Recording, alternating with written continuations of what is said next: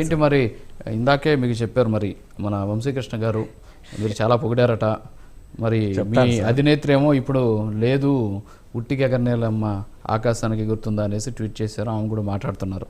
సరే, నాగార్జున గారి స్టాండ్ ఏంటి, మీ పార్టీ స్టాండ్ ఏంటి? నా పార్టీ స్టాండ్, మా పార్టీ స్టాండ్, నాది రెండు ఒకటే సార్. ఓకే, ముందుగా జనసేన సోదరులు ఇందాక ఒక లైట్ కూడా లేదంటున్నారు సార్. వాళ్ళు వేసిన తార్ రోడ్డే తవ్వుకోపోయారు సార్. అది గుర్తు తెచ్చుకోవాలి జన సైనికులు. ఇంకపోతే సార్, మొదటగా నిజమే, ఇప్పుడు ఒక వ్యక్తి మంచి పని చేస్తే మనం మెచ్చుకోవాలి sir. For example Pawan Kalyan గారు రైతుల కోసం తన సొంత డబ్బు ఇచ్చినప్పుడు ఇప్పటికీ విధానాల పరంగా ఆయన మేము వ్యతిరేకిస్తాం, కానీ మంచితనంగా వస్తే ఆ విషయంలో ఆయన మంచి చేశారు మేము గొప్పగా చెప్పుకుంటాం. అలాగే ఇప్పుడు నారా చంద్రబాబు నాయుడు గారు ఎందుకు చాలా విజనరీ లీడర్లు ఎంత మంచి లీడర్ అంటారంటే, నేను ఒక డిబేట్లో సార్ ఎస్పెషల్లీ పేరు కూడా చెప్పొచ్చు కానీ సాక్షి డిబేట్లో వెంకటరెడ్డి అని ఒక అతను మాట్లాడాడు సార్. ఏం మాట్లాడారంటే, దాదాపు నాడు నారా చంద్రబాబు నాయుడు గారు ముఖ్యమంత్రిగా ఉన్నప్పుడు 34,000 ఎకరాలని రైతుల దగ్గర పూల్ చేసుకున్నారు కదా. అప్పుడు అక్కడ ఆయన రాజధాని పెట్టాలంటే ఎకరం 2 లక్షల నుంచి 3 లక్షలు ఉంది కదా. యాజ్ పర్ గవర్నమెంట్ నామ్స్ ప్రకారం ఉన్న రేటు కంటే ఒక 3 రెట్లు 4 రెట్లు ఎక్కువ వేసుకోవచ్చు. మహాకుంటే మొత్తం మీద ఎంత పెట్టుకోవచ్చు, 7,000 కోట్లు పెడితే ల్యాండ్ మొత్తం వచ్చేది. కానీ అలా కాకుండా ల్యాండ్ పూలింగ్ అని చెప్పి ఒక డిఫరెంట్గా కాన్సెప్ట్ తీసుకొని అందులో ఉన్న 25% ల్యాండ్ మళ్ళీ రైతులకే ఇచ్చేశాడు. దానివల్ల గవర్నమెంట్కి ఎంత లాసు, దాని మీద మేము కేసు పెట్టాలి, పాపలను వదిలేసామని చెప్పి ఒక ఛానల్లో వెంకటరెడ్డి మాట్లాడడం జరిగింది సార్. ఇక్కడ నేను మెచ్చుకుంటున్నాను సార్. ఎందుకు ఇలా మెచ్చుకుంటున్నానంటే, ఇక్కడ లిటరల్లీ నారా చంద్రబాబు నాయుడు గారు ఆ ఆస్తి, రాజధాని పెట్టే ఆస్తి ఒక్క ప్రభుత్వానికే కాకుండా ఆ రాజధాని ఇచ్చే రైతులు కూడా అనుభవించాలి ఆ ఫ్రూట్స్ని, వాళ్ళకు కూడా ఆస్తి పెరగాలని ఆలోచించి ఈ ల్యాండ్ పూలింగ్ అప్పటికి గవర్నమెంట్ దగ్గర ₹1 లేకపోతే 7,000 కోట్లు కూడా మనం ఎందుకు పెట్టడం, ఆ యొక్క పెరిగితే అది రైతులు కూడా అనుభవిస్తారు కదా, వాళ్ళు కూడా ₹1 మిగిలిద్ది అని చెప్పి ఒక కాన్సెప్ట్ తీసుకొచ్చేసారు. అది చాలా మంచి పని. ఎందుకంటే ఈ పని బహుశా వైసీపీ వాళ్ళకి వంట పట్టపోవచ్చు, ఎందుకంటే వాళ్ళు ఎందుకు బాగుపడాలనే ఆలోచనలో వాళ్ళు ఉండొచ్చు. కానీ సార్, కాంగ్రెస్ పార్టీగా మేము కూడా దీన్ని సమర్థించాం సార్.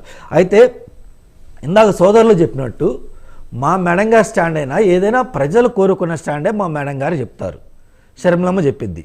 ప్రజలు ఏమడుగుతున్నారు అది మాత్రమే మేము వినిపించగలం. ఎందుకంటే ప్రజల మనసులో ఏముంది, ప్రజలు ఏం కోరుకున్నారని చెప్పుకోవడంలో వైసీపీ ఫెయిల్ అయింది. వాళ్ళ సొంత భజనే ఇప్పుడు కుదురుతుంది కాబట్టి ప్రజలు ఏమనుకుంటున్నారు మేము మీకు చెప్తూ ఒక్కసారి చూడండి. ఎందుకంటే మొదటి ఫేజ్గా మీకు ఎంత ల్యాండ్ పూల్ చేయాలనుకున్నారంటే 37,000 ఎకరాల ల్యాండ్ పూల్ చేయాలనుకున్నారు. కానీ అందులో మీరు 34,000 ఎకరాలు మాత్రమే పూల్ చేశారు. 3,000 ఎకరాలు తీసుకోవడంలో ఫెయిల్యూర్ అయిందని మేము చెప్పలేము, కానీ రైతులు ఇవ్వటంలో మేము ఇవ్వలేమని చెప్పి వాళ్ళు అడ్డుపట్టడం జరిగింది, మీరు తీసుకోకుండా ఉండిపోవడం జరిగింది. గత 5 ఏళ్ళు నాటి ఎన్డీఏ ప్రభుత్వం చోద్యం చూసిందా మరి ఏం చేసింది ఏందో తెలియదు, కానీ రాజధాని ఒక మేరకు ఒక 10% కూడా కంప్లీట్ అయిందని చెప్పి మీరు గుండెల మీద చేసుకొని చెప్పలేకపోయారు. అప్పుడు వైసీపీ కానీ ఇంకో పార్టీ కానీ గ్రాఫిక్స్ అంటే మీరు గ్రాఫిక్స్ కాదు ఈ కట్టుకోవడం చెప్పుకోవడంలో మీరు ఫెయిల్ అయ్యారా, లేదా అసలు నిజంగా కట్టలేదు, అది మీ చిత్తశుద్ధికే వదిలేస్తాను. మేమేం చెప్తున్నాం అంటే, నాడు రైతులు ఎవరైతే అంత ల్యాండ్ ఇచ్చారో వాళ్ళకి న్యాయం జరిగిందా లేదా అది మొదట మీరు చెక్ చేసుకోవాలని చెప్పి మా శర్మలమ్మ చెప్పింది. న్యాయం అంటే ఇక్కడ ఏందా అంటే, మీ ప్రభుత్వంలో కానీ నాటి వైసీపీ ప్రభుత్వంలో కానీ ఇంతవరకు ఏదైతే వాళ్ళ కౌలుకి ఇవ్వాలో కౌలుకి ఇంకా కొంతమందికి పెండింగ్ ఉంది, అందరికీ ఇవ్వలేదన్న వాదనలు అయితే ఉండి అది మీరు కంప్లీట్గా ఫుల్ఫిల్ చేయాలి మొదటి. రెండోది, వాళ్ళకి ఏదైతే మీరు ల్యాండ్ అలోకేట్ చేస్తున్నారో, ఎక్కడ అలోకేట్ చేస్తున్నారు, ఏ ప్రాంతంలో అలోకేట్ చేస్తారో వాళ్ళందరికీ ఇచ్చారు లేదా అని చెప్పి మీరు ఒక శ్వేతపత్రం రిలీజ్ చేయాలి. థర్డ్ పాయింట్ వచ్చేసి, మీరు ఏదైతే కలెక్ట్ చేశారో 34,000 ఎకరాలు ఏదైతే ఉందో, ఇప్పుడు జనసేన సోదరులు చెప్తా కొంత ల్యాండ్ వరకు ఎంతవరకు ఇచ్చారు ఏంటో చెప్పారు, బాగానే ఉంది. మొత్తం ల్యాండు మీకు 34,000 ఎకరాలతో పాటు కొంత ప్రభుత్వ ల్యాండ్ కూడా అక్కడ ఉండటం జరిగింది. కాబట్టి కాంగ్రెస్ పార్టీ నుంచి మేమేం డిమాండ్ చేస్తామంటే, టోటల్ ల్యాండ్ ఎంతమందికి ఇచ్చారు, అందులో రైతుల షేర్ ఎంత ఉంది, రోడ్లు ఎంత పోయినాయి, ఇంకొక హైకోర్టుకి ఎంత, లేదు ఇంకో దానికంతా మొత్తం ఎంతవరకు ఇచ్చావు, అది ఎంతవరకు ఒక కంప్లీట్ అయిపోయింది, ఎన్ని నెలలుగా ఎన్ని సంవత్సరాల్లో అది కంప్లీట్ చేస్తారు, అసలు మొదటి ఫేజ్లో మీరు తీసుకున్న ఒక ల్యాండ్ మాస్టర్ ప్లాన్ ఏంటి, అది మీరు ప్రజల ముందు పెట్టాల్సిన అవసరం ఉంది. ఎందుకంటే ఈరోజు మేము మాట్లాడిపోయినా కానీ ఇప్పుడు వైసీపీ సోదరులు కూడా మాట్లాడతారేమని, మీరు ఆ ల్యాండ్ అమ్ముకోవటానికో లేదా రియల్ ఎస్టేట్ ఏజెంట్లకు ఇవ్వడానికో ఇంకో దాంట్లో అని వాళ్ళు చెప్పడం జరుగుతుంది. మేమైతే అంత ఇదిగా మేము అనము. ఎందుకంటే నిజంగా ఏ పార్టీ అయినా పార్టీలకు అతీతంగా ఒక గొప్ప రాజధాని మనకు కావాలని మనం కోరుకుంటాం. అది మీకు మొదటి అవకాశం వచ్చినప్పుడు, మొదటి ఎన్డీఏ అవకాశం వచ్చినప్పుడు మీరు కట్టడంలో ఫెయిల్యూర్ అయ్యారు. సరే, గతం కథ వదిలేద్దాం.